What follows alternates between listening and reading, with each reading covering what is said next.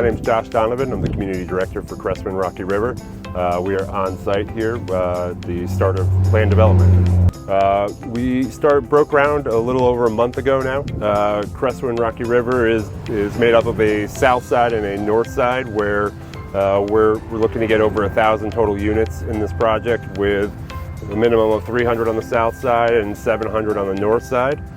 There will be a clubhouse with an amphitheater, large pool, pavilion on the north side, and a sport court pavilion on the south side with a spectator built-in Champions Court that we have planned for there.